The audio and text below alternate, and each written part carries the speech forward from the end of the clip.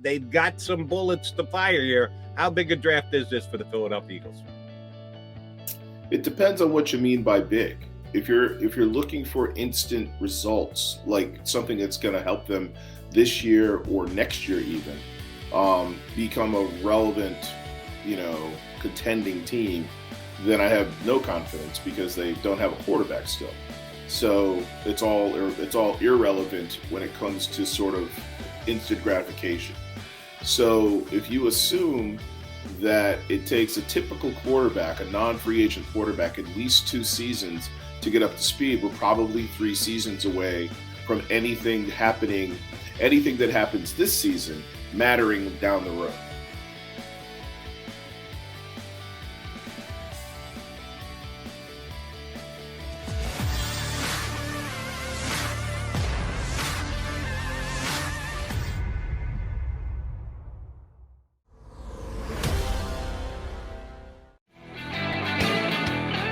Appreciate you streaming in with us here on Birds 365. McMullen and McDonald hanging with you. Got a good third voice to join us for the next 20 minutes or so. You're still reading them in the daily news these days. You catch them on WIP hosting from time to time. Always good to catch up with Marcus Hayes. Inquirer, Jody. You can tell the old school guys, Marcus. Inquirer. Well, I still appear in both. They're both still kicking. That's true. You corrected me for no reason. I'm McMullen. I'm sorry. Is that real? See, I'm old school guy. You're only half wrong, Jody. Yeah. There's a typical Marcus Hayes answer. Well, you're only half wrong. And I'm 100% wrong. See, I'm thinking ink, ink stained wretch. That's what I'm thinking. Inky, I'm thinking that's right. ink. Yeah.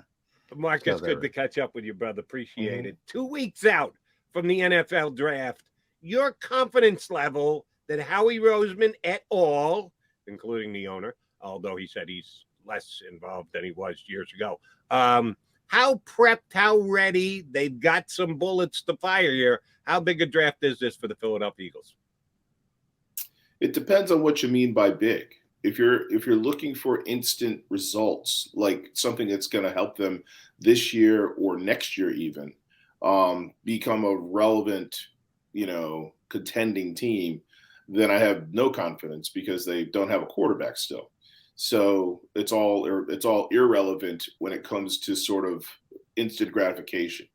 So if you assume that it takes a typical quarterback, a non-free agent quarterback, at least 2 seasons to get up to speed, we're probably 3 seasons away from anything that happens this season mattering down the road. So that said, I guess the question for me would be, what do I expect them to do that's going to help them in 3 seasons? Honestly, I think they're going to take a quarterback, and I think they're going to take a wide receiver, and I don't think they're going to care how ready they are how ready those players are to play right now. I think they're going to be looking at ceilings more than floors. Interesting, Marcus, that you say quarterback because cornerback. I'm sorry. Oh, corner. Okay. Yes. That's what I was saying, because I want to talk about the trade early April, obviously, how he kicks the can sort of down the road another year by moving one of his first-round picks into 2023. Baker Mayfield came out, I don't know if you saw this morning, and was a little bit angry about how Cleveland has treated him. I think we all look at Jalen Hurts, and those of us who've gotten to know him at least a little bit in this pandemic world say, well, this kid can handle it. This kid, he's not Carson Wentz. He's mentally tough. He's going to keep competing no matter how many whispers. At some point, though, when you're this obvious behind the scenes, you can say whatever you want when the microphone appears. Can we just assume? Can we just assume it's always going to be that way, and it's not going to affect Jalen Hurts at all? What the interesting thing about how they handled Jalen Hurts when they drafted him was they were very, very quick to reassure Carson Wentz that he was the guy, and that Jalen Hurts was his 4-year backup because second-round picks get 4-year contracts. So I believe they think that they don't owe Jalen Hurts anything except a paycheck for 4 years, because that's what they told him he was when he came to Philadelphia. And that doesn't – if he plays well enough for them to win some games, that to me frees them of any responsibility of replacing him even if he wins. Because unless he's the reason they're winning, and I don't think he ever will be, but unless he's the reason they're winning, they've told him, we drafted you in the second round and paid you, I think it's going to be like a total of $5 or $7 million because you're a backup quarterback. And until you prove us wrong, we owe you nothing. So I think that's the way Jalen Hurts approaches his day. And when he says, he doesn't always tell us the truth. He doesn't sometimes ever tell us the truth. But he does tell us the truth when he says, every day I come to work, I'm competing for my job. Because he knows there are throws he can't make. He knows there are limitations to his game. He knows he gets hurt. He's been injured at the end of the last 2 seasons. So I don't think he resents them I don't think he resents or will resent them until he proves to himself and the rest of us that he's a valid, viable starting NFL quarterback. Marcus, speaking of telling the truth and or believing what you're hearing, let me put the Eagles on the microscope. From the time the season ended, they came out and said, Jalen's our guy. And to this point, they've done nothing to make us believe that that's anything but the truth, that they are going to give him the job. They haven't 100% wrapped themselves around him. He's our guy. And we're planning on him being the quarterback in 2030. Mm-hmm. But they said he's the quarterback for 2022, which I think we have to, by their actions, take at face value. But they've also said, and we need to put better weapons around him. Evidence, Zach Pascal, that's it. That's what they've done so far, to put better weapons around the quarterback of the Philadelphia Eagles.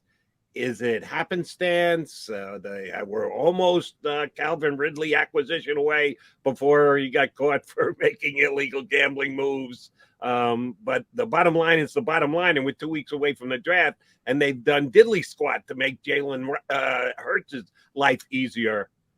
Are the Eagles open for criticism because of that? Not until after the draft. Okay. One of the things that the Eagles have always done well since Jeffrey Lurie bought them and hired Joe Banner to run them is they've anticipated the market and they've understood what value really is. So entering this offseason, they understood very, very quickly how crazy the quarterback market was going to get. Not only was it going to take a king's ransom to move Deshaun Watson and to move Russell Wilson, you were then going to have to pay them another king's ransom. And I think that their calculus for quarterbacks has changed a little bit. It used to be the be-all and end-all, and now I think they think that they can maybe get something a little bit more value out of drafting quarterbacks than trading for them and signing them. And that's the big thing. The price tag on Deshaun Watson, not only did you give up a king's ransom to get him, you then hamstrung your team for the next 6 years, 5 years, effectively, salary cap wise. So I said all that to say, I do not think they had any idea that the wide receiver market was going to be what it turned out to be. And they've had every intention of getting him a veteran wide receiver, not a Zach Pascal, a real veteran wide receiver, a number 2, number 1 type guy. I don't think they would have said that otherwise. They've been pretty honest. They told us last year was a rebuilding year. They've told us this coming year is a rebuilding year. I don't know if they meant that to be, but that's the way it's turned out. So maybe they should be held accountable for saying what they said and misevaluating the market. But I believe that every intention was to go out and get somebody who was going to help Jalen Hurts produce, number 1. Number 2, I think it might also change the calculus and the strategy of whom to draft in the first round. I mean, there's almost no scenario in my mind where they don't take a wide receiver with that was the 15th and 18th pick now. And 15 and 18, and then 51. So you're going to get, I think at 51 that, the guys who are going to help you are gone. the guys who are going to help you immediately are gone. Right. I will say this. I don't know how closely you guys follow the combine. I imagine you followed every second of it, and it's all its sights, sounds, and smells, because I know you both and you're big football nerds. But this was a spectacular wide receiver combine. I think they went to the combine and came away with like, oh my gosh, we've got some real options here. We can even trade a pick away and get somebody who can help us. Well, I agree. That's the way college football has gone, Marcus. And it's been that way for about 3 years now. It's just wide receivers all over the place, which is why it's so strange the Eagles can't find a wide receiver. Now, I put aside Devontae Smith because he's different. And that's a very good player. He's going to be a very good player if he stays healthy for long term. So, but past that, the fact that this team we're talking about, wide receiver in the first round for a third consecutive year. And you think about some of the shift when Doug was fired and they brought in Nick, and one of the big themes, Marcus, was player development. The old staff wasn't great with player development. This time they brought in a bunch of teachers. Not only are these guys teachers, Nick Sirianni played receiver. He knows the position. He coached the position. Shane Steichen has a history. They have Aaron Moorhead. They have all these guys to help players get better, player development. And I got to tell you, I think Jalen Reagor got worse. I think maybe J.J. Arcega-Whiteside was better as a blocker. But what did he catch last year, Jody? One? What was it? I mean, he's out there to catch the football. I didn't see improvement there. I think the staff as a whole did a good job, but at what point do we look at this team and say, you got to develop some of these young players? You can't just keep going wide receiver. Otherwise, you turn into the Detroit Lions. Maybe eventually you find Calvin Johnson, but you wasted so many other slots over the years. It affects your ability to build a team. Well, I thought the biggest joke of the offseason, as you refer to the Eagles, is how they tried to tell us Quez Watkins was a good receiver and developing right on. I mean, I think Quez Watkins is a valuable weapon. Yeah, he can run. But you have to have a quarterback who can hit him. You have to have a quarterback who looks for him and can find him. And I don't mean to beat up on Jalen Hurts, but we're talking about wide receivers, and you only know as much about your receivers as your quarterback can tell you. That said, I don't think Quez Watkins was nearly as good as Howie Roseman and Nick Sirianni kept telling us he was after we watched him. So to your point, I think they used whatever minimal gains or modest gains, I shouldn't say minimal, that they made with Quez Watkins as proof that they're on the right track with these receivers. Look at us with all this wide receiver commitment in draft capital and assets and coaching. We really do know what we're doing. Jalen Reagor is broken, and J.J. Arcega-Whiteside was a mistake. I don't know there's a whole lot there to coach. And the most damning issue when it comes to wide receivers is Devontae Smith wasn't very good for the middle of the season. He went through a pretty serious slump. And it's kind of like when a pitcher tips his pitches or a batter shows a hole in his swing. You have to adjust, right? You have to figure out what's wrong and adjust. And they were very, very slow to adjust. And you know what their biggest adjustment was? Running the football. And they did make that work for him, Marcus. John, by the way, you severely underestimate J.J. Arcega-Whiteside. Had twice as many catches as you suggested. That would be 2 for 36 yards. Yeah, hey, that's 18 yards a catch. Yeah. That's pretty good. You're getting 18 yards per catch. You're one of the best in the league. Got to have more than 2, though. Well, the analytics guys will tell you should throw him the ball more than. Exactly right. Thank you, Marcus. Let me take you here, Marcus, because John likes to say all the time that the Eagles, one of the strong traits that they have is that they're a disciplined organization, that they don't overreact, that they have their tenets and they stick to it and they can show discipline. Well, one of their tenets is the offensive line. Will they stay disciplined and not take an offensive lineman with one of those first 3 picks because it's easily their deepest position on the team? Or will Howie Roseman's DNA force him to take an offensive lineman with either 15, 18, or 51? Well, that's where you and I diverge, Jody. I don't think you can have enough offensive linemen. I wouldn't care if they took an offensive lineman in the first 2 rounds every year, no matter how deep their offensive line is. And, how deep is it really? Who's your backup center? Somebody who's never played there before. It could be Isaac. Right, it could be. Isaac over the center. You could play Dickerson, never played it on the NFL level, but he played it effectively at college. I think they're 3 deep at center. With guys who've never played it before, So, and their best player, their best all-around. Certainly anybody you draft is never going to have played it before either, Marcus. Well, that's my point. You've got probably 3 positions on the offensive line where there are question marks as the backup, okay?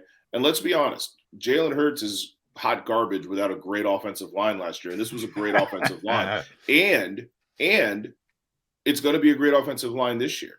And this was a great offensive line, despite Jason Kelce being hurt for half the season, despite Lane Johnson missing games and being hurt. I mean, it was just Jason Kelce was injured but played, but he wasn't 100%. This was a spectacular job. Hadn't that been the last 5 years? Jason Kelce is injured but plays. Yeah, that's Jason Kelce's life. That's how good he is. And when he's gone, we're going to recognize that's how good he is. Yeah. So, I mean, I wouldn't care if they took an offensive lineman. My draft formula is no matter how good your lines are, you should take an offensive and a defensive line inside your first 75, 80 picks every year because they will get hurt. And you can trade an offensive lineman that's capable at any time during the year. It's much easier to trade a capable offensive lineman. Look what Dennis Kelly did after he left here. Yeah. These guys stay in the league forever, and these guys. Matt Pryor. People think he's terrible here. The Colts love him. The Colts love Matt Pryor. Yeah, I mean who was John? What's the guy that went to Pittsburgh and became a Pro Bowler?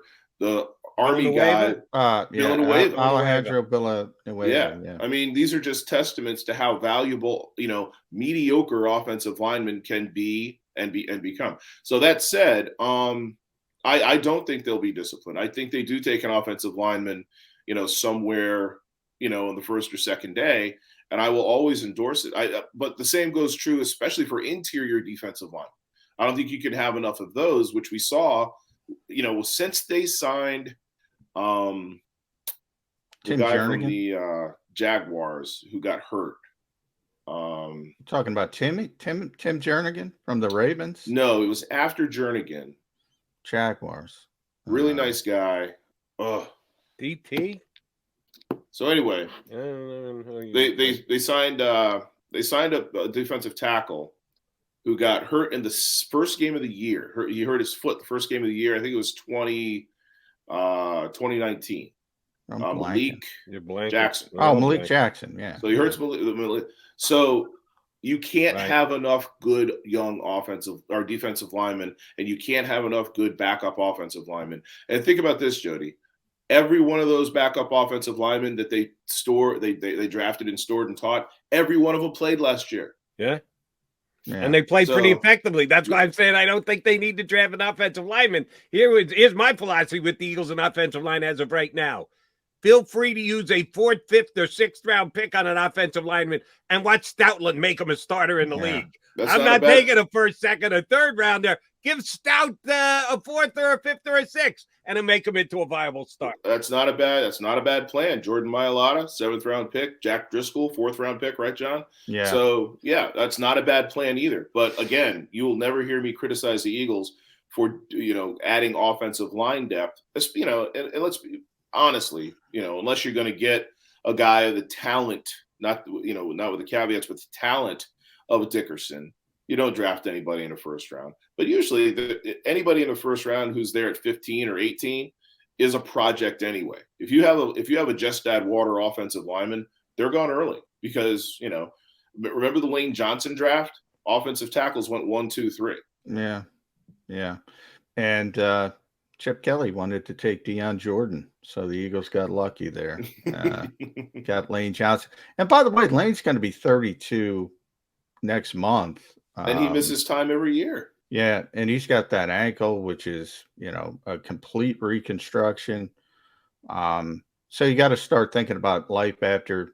Certainly, we always talk about Jason Kelsey, but also Lane Johnson. Which brings up an interesting topic to me, right? So we're talking about the draft and what they're doing in the draft and why they didn't do stuff in free agency. So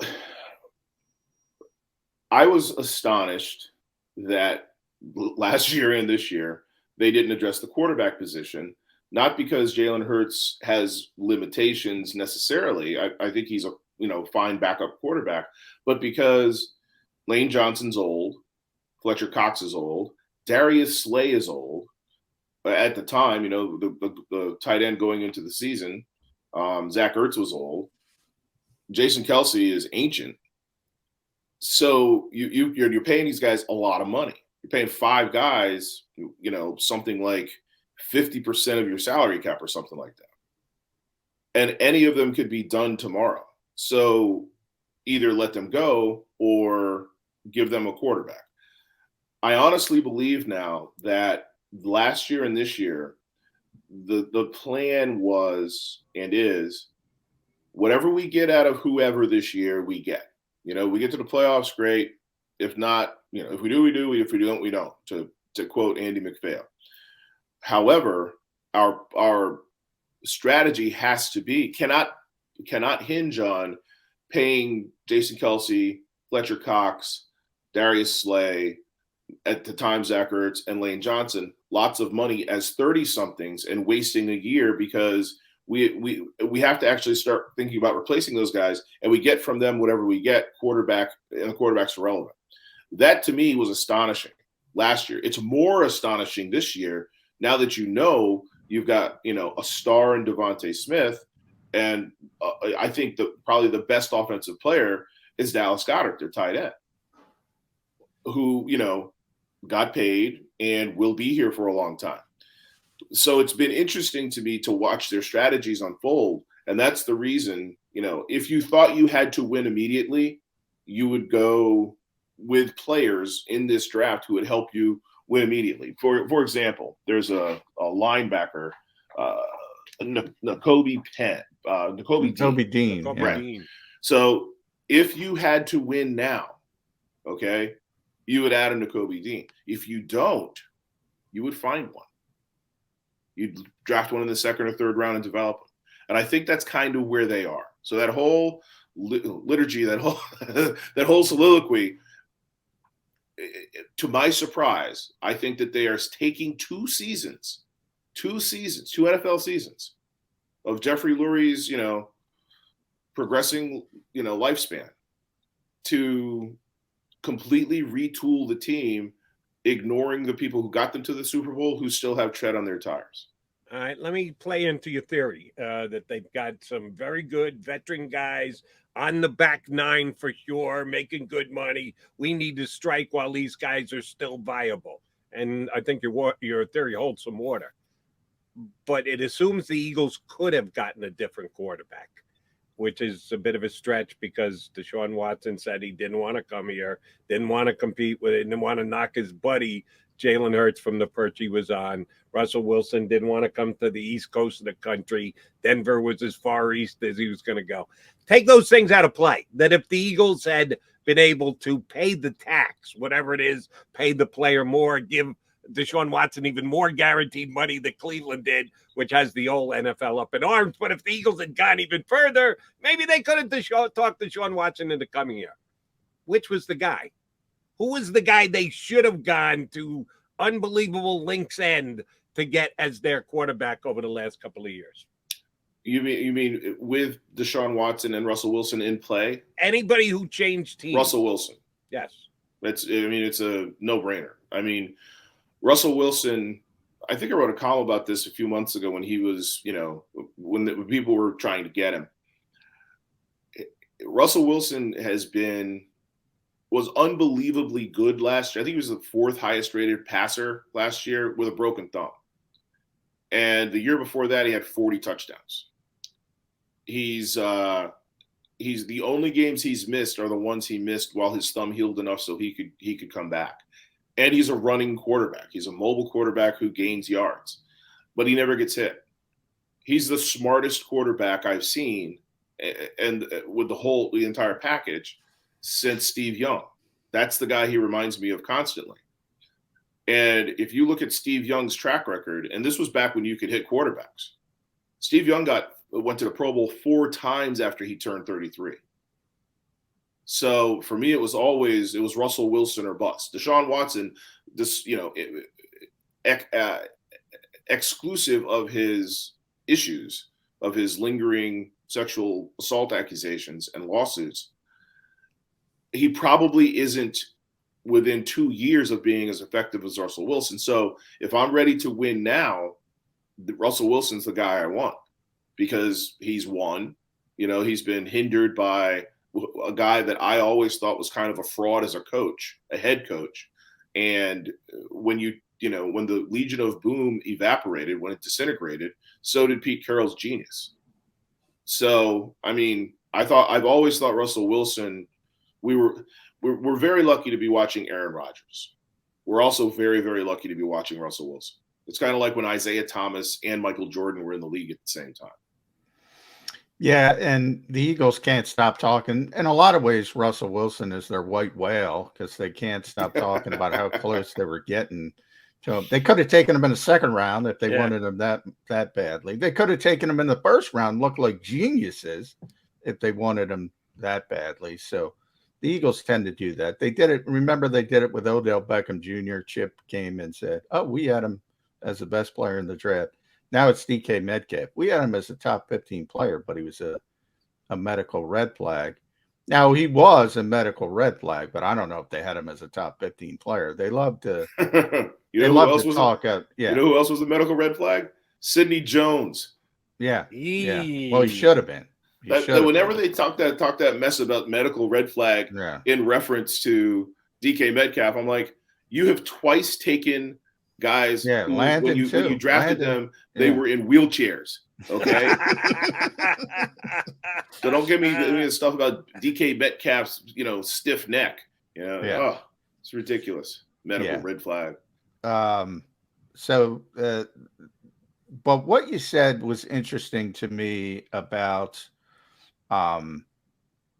before about the wide receiver market, Marcus, because I agree with you. I think they didn't see this coming. I don't think a lot of people saw this coming. And the Eagles are in it. But one of the things, and Jody told you, I call them a disciplined organization. And for the most part, they are. But, I mean, that's the cost of doing business at that position. At some point, you have to change and say, in other words, does discipline become a negative trait at some point?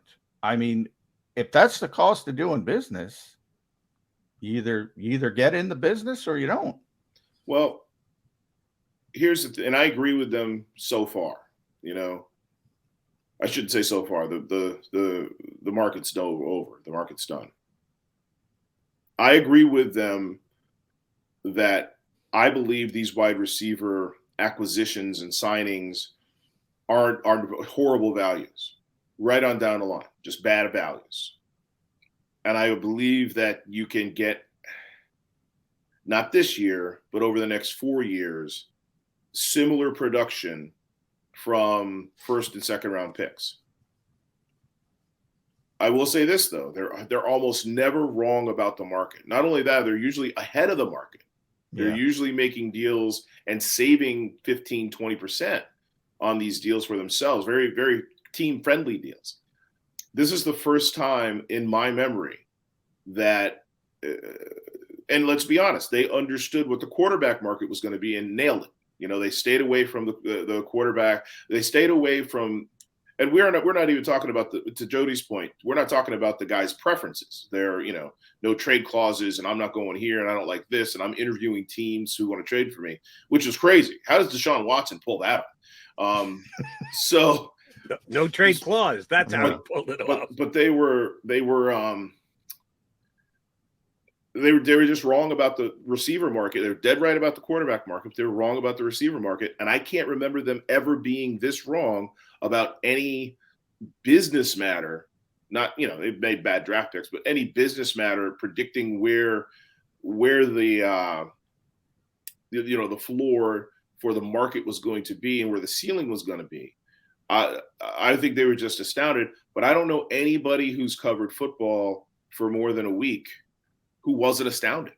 It's just unprecedented that Chris Kirk got that kind of money. Yeah. Yeah. Mark, but you said it was over real quick, just to follow up. Sorry, Jody. Yeah. It's not over. A.J. Brown wants money now because there's this domino effect. DK Metcalf wants money. Deebo Samuel wants money. And they're all eligible for extensions. And we saw how quickly it happened in Kansas City. Kansas City thought they were going to re-sign Tyreek Hill. Yeah. Devontae Adams went. The contract blows up, and Tyreek's like, wait a minute. And all of a sudden, he's in Miami in 48 hours. That's how quickly it could happen. I bring up Deebo, especially because I love him as a player. I just think he's the most fun player to watch. And I'd love to see him in Philadelphia. It's not going to happen, but if he creates enough waves and they get to that point and say, we're going to trade him, that's my point with the Eagles. Are you ever getting in on these types of players, or is it just not worth it because the value's not there? Well, the only player for my money the only receiver that moved this year for my money, considering his age, production, and what he would be able to do with a really, a good quarterback who has a good offensive line. That's the other thing about Russell Wilson. His offensive lines have been horrible, and he's still Russell Wilson. But if you put Russell Wilson behind this offensive line, if you put DK Metcalf on the field and give your quarterback 3.5 seconds, it's over. He's uncoverable. He's a home run hitter who's a tight end. So that's the guy for me that this market was made for. I said that to say I'm astounded he's not somewhere else right now. I mean, to your point, there are guys who want to move, but it seems as though that's just not going to happen. Maybe it happens draft night. I don't know. But that's a lot of moving parts to have happen on draft night, to draft a guy and have a prenegotiated contract. Maybe they're doing that right now. For all we know, they're not just figuring out whether, Kenny Pickett's hands are big enough. They're also, they're also doing some backdoor deals. Marcus, last one from me. And by the way, I got a text from Pete Carroll. He said, "Don't wait for the Christmas card." But he and Mike McCarthy have stolen so much money over the last 7 or 8 years. It's just obscene. They should be on the run. All right, I'm a bigger fan of Pete Carroll than you, but that's okay. But I do appreciate your strong opinion on coaches. So I need your opinion on Nick Sirianni. He came in here last year. No one really knew who he was. He wasn't one of the quote-unquote hot candidates, and the Eagles tabbed him. He had the season he had. He got the Eagles into the playoffs in a transitional year. His resume for 1 year in the books looks pretty good to me. How much command does he have of that room? Are the guys like, hey, Nick's our guy, and he's going to be an NFL coach for 10 years? Or is it, hey, good job, maybe a little luck involved there. We beat a bunch of backup quarterbacks last year, but good on you, Nick. What is his status as the guy driving the Eagle locker room going into his second year coaching in the league? I will give you a story that has nothing to do with the question you asked, but we'll get back. You'll circle around to it. I got faith in you, Marcus. A cyclical thing. We know. So my second or third year covering the Phillies, I guess it was my second year, Larry Bowa was very unpopular in the clubhouse. Popular with the fans, but unpopular with the clubhouse. And I was at a nightclub at spring training with two of my coworkers, and one of the players one of the Phillies players was there. Well, more than one, but one of them called me over and said, "Hey, listen, you're not wrong about Larry, but look, if the clubhouse isn't good, we don't have a chance to win. And the way you cover us affects how the clubhouse is and the perception. But more importantly, it affects Larry. So it makes Larry kind of worse. He gets upset with you saying these things, which are true, but if you could de-emphasize it, if you could, understand that it's not going to change, then it might give us, a 1% boost in our chances to win down the road. So that player understood that everybody kind of needed to be rowing in the same direction. That's what happened with Jason Kelce after the flower power speech. The most significant moment of 2021 for the Eagles was when Jason Kelce broke up. I think it might have been in Detroit. When Jason Kelce broke up the locker room with 1, 2, 3 Roots. I don't know if you guys saw that. Yeah. That endorsed Nick Sirianni. Jason Kelce's the most important person in the locker room now that Malcolm Jenkins is gone. And he endorsed Nick Sirianni in all his earnestness and silliness and, quirkiness. Quirky, yes. So to answer your question, we're not having this conversation if that doesn't happen, because the team doesn't go on to be better and buy into what Sirianni was selling. And to Sirianni's credit, he was flexible. He abandoned his initial offense and made it a run-first offense. And by doing so, again, the most important people on that team are the offensive linemen. In doing so, he delighted the offensive linemen. He delighted Jason Kelce. He delighted Lane Johnson. And you got an even bigger buy-in. I was surprised that he was that flexible. I was surprised he learned so much so quickly. And I think he has a pretty high ceiling as a coach. And I think you're going to see him pull back on the quirkiness and the hyperbole and the snow jobs, because players understand. They're smart. They watch press conferences. They understand, what a snow job is. And he stopped doing it. So I think that aspect of his coaching evolved. I think he understood what his quarterback and what his receivers could and couldn't do. So that evolved. And I think John will agree, like a lot of coaches getting their first head job and having the final say, you go into it with a template or a paint by number, and you expect everybody to stay within the lines. But that's not the way athletics is. You have to divine the capabilities of your players and your coaches and be able to change the template, sometimes series to series, but certainly overarchingly. So to answer your question, I think he's got a pretty high ceiling, and I think he's got staying power. And he did enough last year. So if he gets fired this year, he'll get another head coaching job. Oh, yeah.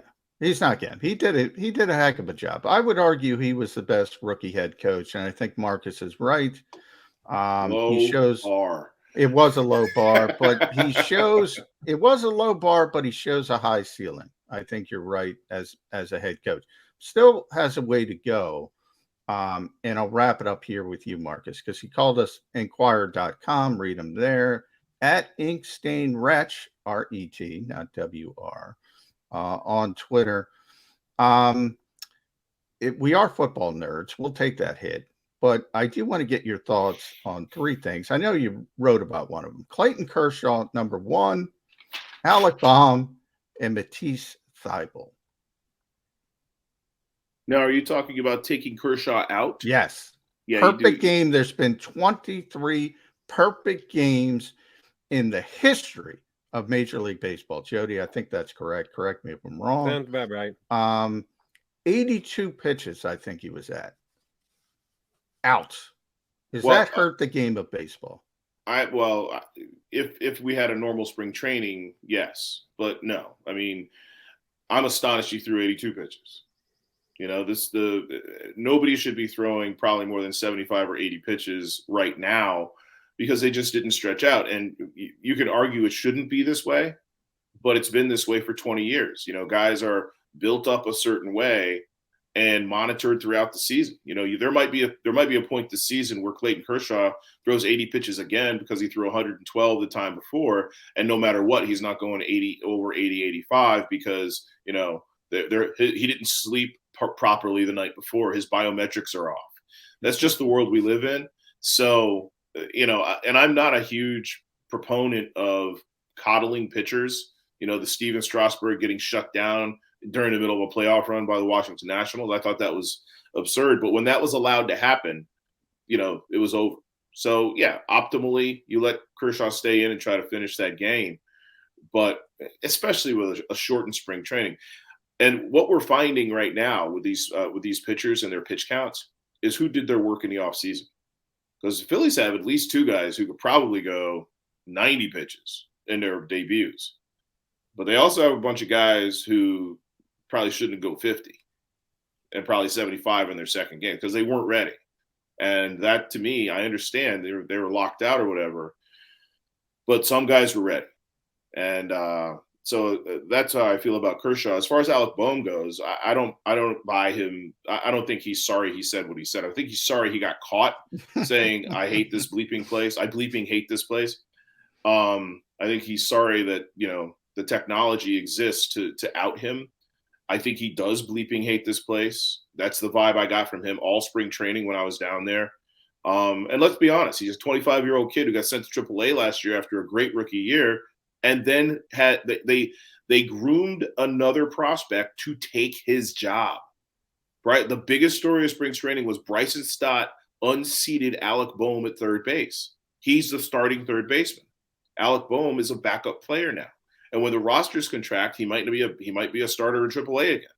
The rosters will contract at the end of April, I believe, or end of May. I'm not sure. So, he did a great job at the behest of Kyle Schwarber and Nick Castellanos. But listen, I'm really sorry I said it was at his locker right after the game. I'm sorry I said what I said. People bought it hook, line, and sinker, gave him a standing ovation the next night when he was introduced as a pinch hitter. And, great. But, let's see when his on-base percentage is 300 as opposed to 666, how forgiving the people are, how many standing ovation he gets. And as far as Matisse Thybulle, I don't really care. Well, for one thing, if you're going to get the first vaccine in a 2-vaccine series, at that point, you've already jumped in the water over your waist, right? So get the second vaccine and be done with it. Number one, that just like I had to read that like 5 times. Like I was like, okay, so he got the J&J vaccine and not the booster, or because this is insanity, right? So he gets the first vaccine, and then as variants emerge, we realize that the vaccine isn't as effective at keeping people from spreading COVID with the variants as it was with the original virus. So at that point, he says it's still effective, more effective than not getting it. Right. At that point, he says, well, that's my bar. It needs to be just as effective. I only ever got it so I wouldn't give it to somebody else. And now that I'm more likely to give it to somebody else, I'm not going to. So there's no logic there. Number one. Number two, I don't care if you're pro or anti-vaccine. There are lots of vaccines I've gotten I didn't want to get, but I had to get them to do my job. This vaccine will keep him from doing his job for 3 of the 7 games if it goes 7 games in Toronto. At that point, the conversation's over. At that point, you're a bad teammate. That's just it. You're telling your team, I'm more important than you are. This vaccine, which has virtually no side effects for anybody, certainly has no greater side effects than some other vaccines that you've probably already gotten and that we all get all the time. Keeps you do your job. Yeah. You're abandoning your team, and you're not this 8th player anymore. You're a starter. They kept you on the team in the Ben Simmons trade. They didn't trade you, and this is how you repay them. The Sixers are. I will say this. I've been around a lot of coaches and a lot of managers who've had a lot of guys not vaccinated. I haven't seen anybody as angry as Doc Rivers. He came out and told us 2 days ago, I encouraged him. I pleaded with him, and he wouldn't do it. So now I have to support him, which isn't very supportive. Those are not the most supportive words to say. No. But yeah, this is a big, big deal. It's astounding, and I say this to people all the time. You work in Philadelphia. They say, yeah, you work in Philadelphia. What's it like being a sports writer in Philadelphia? I say it's like harvesting fruit in Mexico. It's just bountiful. We got Alec Boehm and Matisse Thybulle in the same news cycle. Yeah. And they're not even the biggest stories, you know? We got to wrap this up here, but just a quick retort. I will defend Alex Bowman this way. Pick any of the other 29 cities in Major League Baseball. If the situation was the same, he would have said the same exact thing. I don't think it was a Philly thing. I think it was the situation which he has a lot of his own doing to have put himself in that situation. In his mind, sucks. Okay, fine. Yeah, you're not happy about it. Well, he wouldn't be happy in Cincinnati or L.A. or Houston, whatever. Some people try to make it a Philly thing. It's not a Philly thing. It's an Alex Bowman thing. I think New York would be. I think it would be similar in New York and Boston. But most of the cities watching baseball these days, Jody, they wouldn't care enough to jeer him. We'll agree to disagree there. And the thing about Doc is, talk about having to suck it up and take one for the team and defend a player he's really ticked at. Why didn't you show that to Paul Reed? The kid goes out, gets 25 points, has his best game ever, and he says, we're not going to start the Paul Reed party. Talk about throwing one of your guys under the bus. In Doc's defense, deserve to do that to get that kind of response. In Doc's defense, Paul Reed averages 9 fouls per 36 minutes. Okay, what's better, Paul Reed fouling a guy and making him go to the line and earn his points, or Andre Jordan standing there and watching the guy dunk on him? Foul is not a bad play. Yeah, fouling is a bad play. Yes, because it stops the clock, it gives them 2 points, and it puts the other team in the bonus. Paul Reed has played well against backup centers. The guy that he cooked in Detroit that night didn't play in the other game in Detroit. He was out with an ankle sprain. So, yeah, he had a great game, but Doc didn't come out and say, hey, I'm going to run over Paul Reed. What he said was, stop asking me Paul Reed questions that I've answered and will answer again. And his reasoning was Paul Reed fouls too much. Literally, he's averaged in the 8 games he's played the most over the last 5 or 6 months, or I'm sorry, 3 months. In the 8 games he's played the most, which is more than 10 minutes, he's averaged 3.65 fouls in 13 minutes. Yeah. Now I'm not at the Sixers anymore. Haven't been for a number of years, but I will say, watching from afar, Marcus, what I feel bad for Doc is, and he gets too testy with the media sometimes, but I feel bad. He's always defending somebody he doesn't want to defend. The poor guy. I mean, he's like, I feel like, and you're there, so I feel like he takes people off to the side and says, Ben's a what. And I don't want to defend this guy. Well, you're right. He doesn't want to defend Matisse Thybulle, but he has to. But this has been constant since they traded for Andrew Bynum. This goes to the top. This is what Josh Harris has created in the Philadelphia 76ers umbrella or culture. It's let's pretend there's not a problem. Let's placate everyone that we don't want to not even offend, but evaluate. And it's been true with Joel. It was true with Ben. It was true with Markelle Fultz. You just go down the line. These guys could do no wrong. It's the emperor has no clothes. And you're just sitting there in front of them saying, I either feel sorry for you or you disgust me because, you feel like you can't not lie or you're willfully lying. I was the guy that got jumped before Game 7 of the playoff series last year against the Hawks for suggesting that Tyrese Maxey start that game either in place of or alongside Ben. Maybe you sit Seth Curry. Danny Green was hurt. And Doc, you don't know basketball. You don't know this. You don't know that. So that was the last game of the season. A week later, Doc issued an edict. He had all the same guys coming back. Doc issued an edict to his assistant coaches. We have to find a way to make Tyrese Maxey a starter in this lineup. Well, Marcus, if you got that ball rolling, we'll say thank you very much. Tyrese has been pretty good. Huh? And we'll also say thank you very much for hopping on with us today. Always a pleasure, bud. Appreciate you mixing it up with us. Thank you for having me. Thanks, Mike. And not afraid to give you his opinion. No, I love Marcus gives his opinion. That's great. So we went long, but because I knew, well, he wrote a great column on Matisse. So I knew he had a great take on that. But I wanted to get his Kershaw, because Kershaw bothers me. That bothers me, Jody. You know, I got in a wormhole. You're a baseball guy. I know we got to get the break because we got Rob coming up. Nolan Ryan once threw 235 pitches in a 13-inning game, pitched 3 days later on 3 days rest, won the game. And oh, by the way, I don't know, he pitched 2 decades. More than 2 decades, Joe. I could spend the next 35 minutes telling you Nolan Ryan stories from back in the day. Unfortunately, John, we're not back in the day. Yeah, we're not going back. 230. No. I thought it was a misprint. Because I'm like, what?